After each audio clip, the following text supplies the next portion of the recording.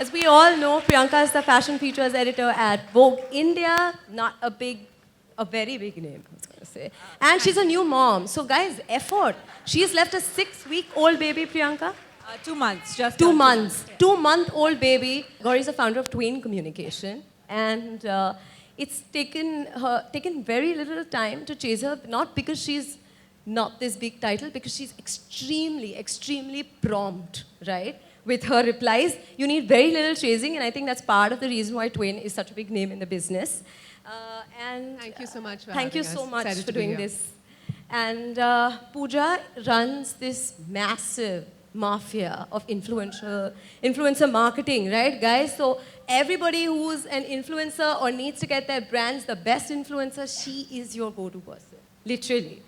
Okay, now this, as like I shared on social media, this is one of the most requested panels because, and I've struggled with it for a couple of years, finding like, how do you make it to the headlines, right? We all want to get there, we want to get there soon, but like, really, how do you get there? So I'm one amongst all of you, so I'm going to play your part right here.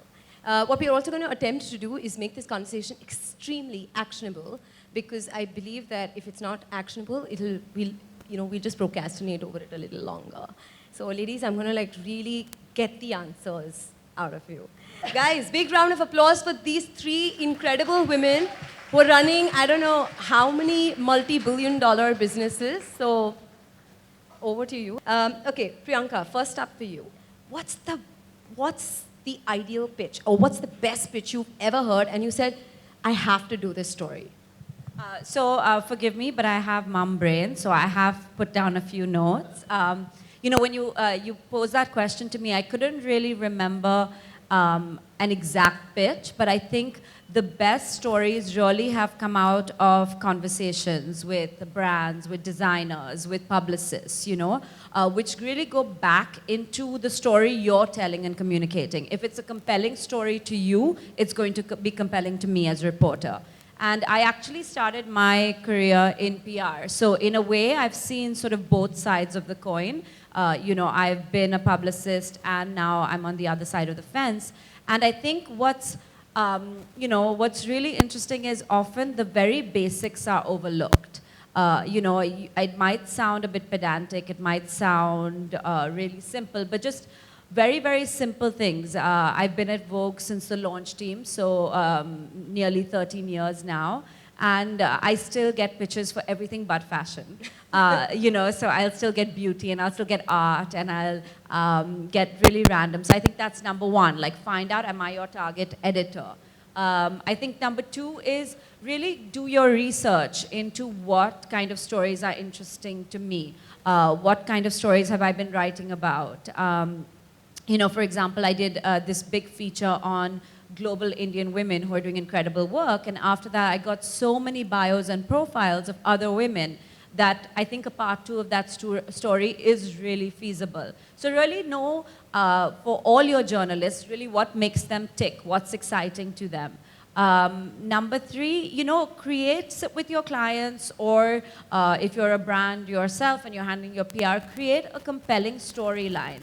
Like really what led you to found, the brand or the line or the company? What prompted you? What's incredible to me with this room especially is so many young moms who found a need in the market for things that they were missing. Like for you, Mansi, it was a resource. You didn't have a local resource to go to that led you to find this. So pull that story forward. It's not really only about new collections and new seasons, because that happens with every brand. But I really want to know what kind of led you to this, because ultimately we're all quite voyeuristic. We all want that human interest story. And be really simply, but respect and professionalism go a long way. I think in terms of, I've had calls at all hours. I'm personally not a person who likes to talk on the phone, so get my interest through an email and then we can have a longer conversation. Don't keep calling me incessantly. And I think that's true for most journalists. We're all sort of glued to our phones, and especially as moms. I mean, I was away from my phone for about 7 minutes yesterday and I had 15 missed calls. I wasn't one of them. Yeah, no, you weren't. About 10 were from my daughter and then from her Didi because she wasn't listening to her. But I'm just saying, so we're anyway glued to our phones all the time. So it's really nice to get that time to breathe. And, I understand, clients have requirements and they're breathing down your necks often. But, sometimes stories come out after months. Like I'll get a couple of pitches back to back and realize, like, look, there's a trend here. There's a larger story here than just one brand. And I think also value the real estate you're getting. It doesn't really matter, especially with a publication like Vogue, if you're getting a 3-line mention or a 3-page mention. I know it's important to you, but sometimes the value, depending on this kind of story and what it leads to, might be a 3-line mention might make more of an impact to a reader or a viewer than, the big spread. Right. I'm going to ask Gauri this question. How hard is it to get to Priyanka's inbox and get her to actually cover it, right? I'm She's not that obviously bad, said really. that we can get her email and, and get her attention. But how hard is it to do that, especially for a brand who's starting out? So I think that's a great question. And I would say that... Don't be biased. Yeah, of course. I think that PR really as a business has changed so much over my career. I think there were the glory days when it was relatively easy to get good press. And, of course, you have to have a brand that has a strong story, exactly what Priyanka has said. But I think that what is important in order to make an impact to a journalist, to a writer, to an editor is your relationships. So I think that it is really important to cultivate those relationships either through your agency or as a brand yourself. And I mean, I might be a bit repetitive to what Priyanka said because I agree with everything that you've said. You have to be relevant to what you're pitching, and you have to do it in a way in which you know that the journalist will appreciate it. So in the West, there are a lot of resources that tell you, this journalist prefers to be contacted between these hours in this way, email only, phone only, and we're starting to see that here as well, and those are really important points. I also think it's really important to ensure that, you remain topical. You are reaching out to a journalist when there's something that's of relevance to talk about. Sure, if you're a new brand and you're launching, that's always a fun story, but what happens after that, right? I mean, why should a journalist keep listening to what you're saying? And so it's in finding those stories and in remaining creative, and that's what an agency can help you with a lot. Or, of course, you do it yourselves because you know your brand the best. That will really ultimately give you the attention. And plus, I really would say that it's persistence, and in a polite way, and in not an overly aggressive manner, but you should be persistent because it is true. A lot of times, media has a lineup of articles already, and they will listen if there's interest and they will get back to you. So it's really just in constantly following up and just ensuring that you remain top of mind with who you're trying to reach out to.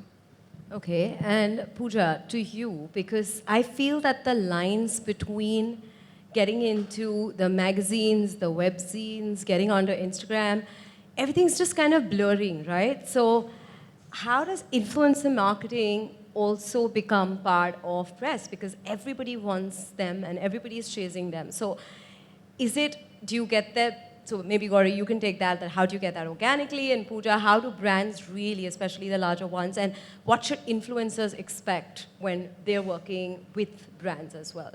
So I'll take the question in parts. I think the lines are definitely blurring. I think influencer marketing is really the new age term that has been coined a few years ago. And its birth really came out of PR. So, and that's where I believe even PR has changed so much over time. Essentially, influencer marketing is nothing but new age word of mouth. It's just gotten a greater impetus because of the growing social media platforms. Hence, there are so many more people you can share your opinion with, and not just your friends and family. So it's definitely here to stay. It's definitely a very new medium that has to be approached uniquely. I think now it's become a much more cohesive relationship than it was before. There are two ways to work with influencers because you have the opportunity to have more PR-led relationships, as well as what's now becoming far more frequent is nearly advertising because this is paid content.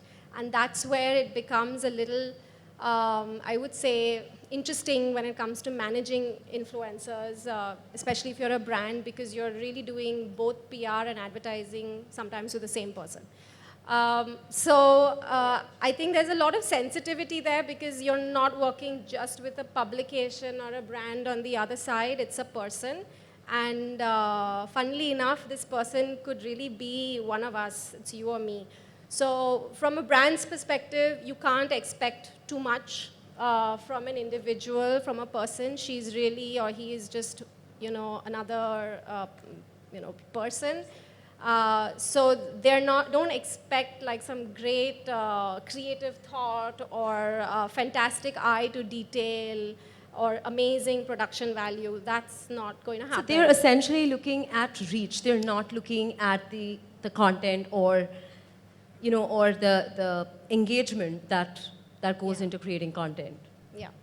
So All right. that's basically it. So it's essentially that the brands are seeking the influencer for their audience, and the influencer wants to work with the brands to get well known. So Right. it's you scratch my back, I scratch yours. And situation. Priyanka has a pet peeve on there. She hates people sending her stuff with a quid pro quo on, hey, I'm sending you this and this is my hashtag. Would love it if you post it. Priyanka, you have to elaborate on that.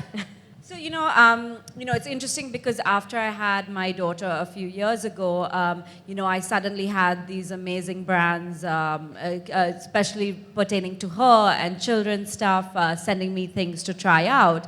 And, it's not my core. I'm the fashion features director at Vogue, which is really my day job. But of course, parenting kind of seeps into your life. And I think, it was exciting for me because there were also a lot of these amazing women-led brands who were sending me these really cool things, and they're things that I started using personally or I started gifting. And, organically, because I don't have any skin in the game, I was happy to post things that I really appreciated. But I think but because of the fact that I'm not technically in the, parenting influencer space, it's just something I like to do. I'm very particular that I will only sort of post if it's something I really support or has had an impact on my life or my daughter's life or something that I appreciate. So I've had a lot of brands send me, and that immediately to me is a bit off-putting just because I don't really have skin in the game. So I want to be as authentic as it is. I have a lot of friends who are moms, and again, like you said, this is word of mouth. So, I think that if I post and Gauri, who's a mom and sees it on my post, might say, hey, let me try that for my son. It might be something cool, but it's not okay for me to do it in a way that's not authentic or which is not true if I don't really believe in the product. So I think that's been a bit of a difficult navigation field because it's new to everybody. Like I said, I think Gauri said we're all trying to figure out this whole new landscape. But I think because it isn't really my core, I can take that call and say, I don't want to post something if I don't really, thank you for your offer, but I'm not sure I'm going to till I try it. Because a lot of the times what happens is that it's even sent to me, they're like, hey, we want to send this to you, and will you and we're expecting a post. I think that tonality gets a little bit difficult. Don't do that. Okay. Gauri, you're obviously sandwiched between the two, right? Because you have to woo the journalist and the influencer. So how do you do that at Twain, and what's the right way to go about it? So I think that what we have started doing a lot is moving away from, let's go back for a second, macro and micro influencers. So macro are the ones who have huge social media following, and they are the ones, of course, who exploded on the scene very early and have done an incredible job as a result and really have laid the ground for the influencer space here in India as well. But I think that we are seeing this huge shift towards micro-influencers, and those are people who might not have, hundreds of thousands of followers, but who have the right followers. So even if it's 2,000 people on your Instagram, even if it's 800 people on your Instagram, you know that those are the right kind of people who your brand should be talking to. So for example, as Priyanka very rightly said, and I do it a lot with her actually, I'll see her stories and I'll say, oh, this is amazing, I should pick this up for my son because I trust her opinion.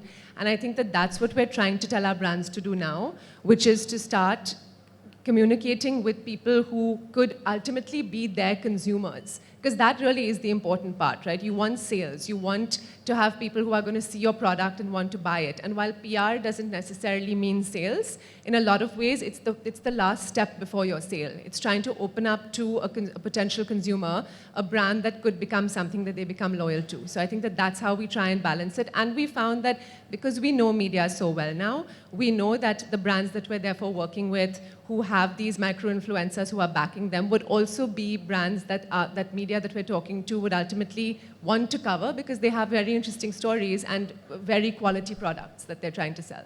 Okay, before we wrap this, very quickly, Gauri, 5 things that your PR checklist must have. So I did see this question, but I just wanted to ask you, do you mean from a brand standpoint or from an agency From a standpoint? brand standpoint. So we always say that, and we understand that, a lot of brands are very small and don't have very big budgets, but we would definitely say you should invest in things like great photography of your product. That's so important. It's the first thing that, media always asks us for. Your brand narrative, exactly what Priyanka said. I mean, the first thing you need to know is what does your brand stand for and what is the story? There's so much research out there that tells you that users and consumers prefer stories to data, and that's how they really connect. And so that's something that we either work with a brand to create or brands come to us with, and that's really important. Just who the spokesperson is for your brand, because again, people, be it media, be it consumers, will really connect with the brand if there's a face behind it, and who is that face and what is their story. And what else? Relevance. I think that, why is your product relevant in the market? And, therefore, how are we going to present it? And I think I'll go with 4 for now, if that works. Priyanka, what's that one way that people can really get your attention? I think going back to what Gauri said, the human element is really important. I'll give you an example. I think it was last year where I did a story on a couple, and the husband is a fitness expert and the wife is an entrepreneur, but one of her roles is marketing her mom's very decadent line of desserts. So to me, it was really curious to see how does that dynamic play out in their home, where it's like one angle, it's complete restraint, the other side, it's complete indulgence. Now, it wasn't a story that came out of Publicis because they're friends of mine, but I think that story garnered a lot of attention just because of the fact that, like I said, we're all voyeurs. We want to know how these dynamics work.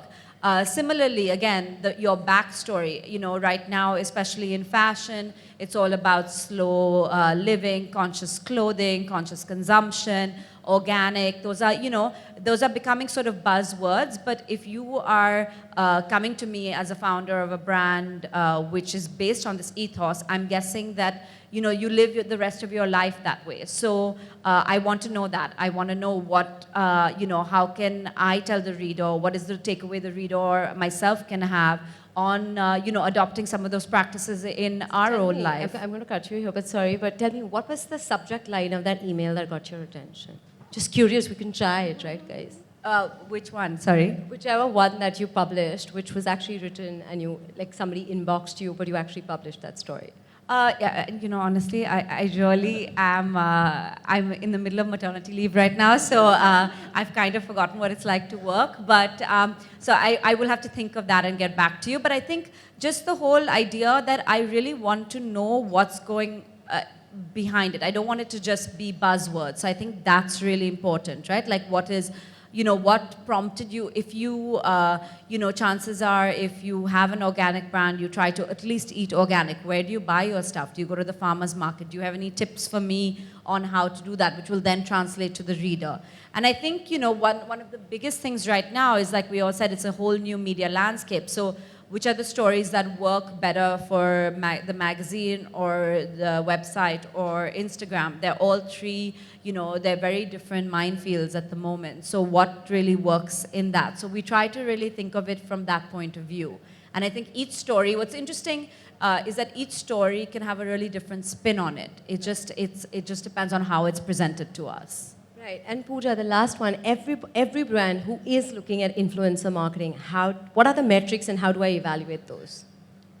So I think what's really differentiating today influencer marketing from PR are the metrics, because it's really come down to having to prove that it's working for me, for everybody, be it a small entrepreneur, new entrepreneur, or even a big brand with a ton of budgets. So if you're starting off, then simple metrics are really engagement rates that help you identify if that influencer's content is really working for them. These are just simple 2% to 5% is really the number you should be looking for. If you do have some element of budgets and you do want to spend more regularly on influencer marketing, then now there are tools in the market that help you kind of dig deeper. And I think this is necessary going forward because influencer marketing is really require to respond to the ROI question at the end of the day. So make sure you look at these tools, start looking at newer metrics such as true reach. So it's not just about the follower count, but how many people of that influencer, the followers are really seeing that content. All of these metrics are available, impressions. So you can go as deep as you want. It's very similar to advertising now. And that will help you craft your plan far more data linked as opposed to just purely content. But of course, with influencer marketing, content plays, that's where it sort of ties in with PR. Eventually, no matter how good your planning is from a numbers perspective, the influencer is going to speak about you, your brand, so you must have a story. There has to be something more than what meets the eye. So take your time to think about that. And I think Mansi is a really great example. She brings a human touch, a human element to her brand. So you have Kids Stop Press, and when you're on Instagram, you see everything that's happening around the community. But there's also Mansi who brings her flavor. So there's more to her than just Kids Stop Press. So everyone's, like we've said, everyone's looking for more. So that's the whole purpose of being on social media. Thank you. Thank you very much. Thank you, ladies, so much for your time. Thank you.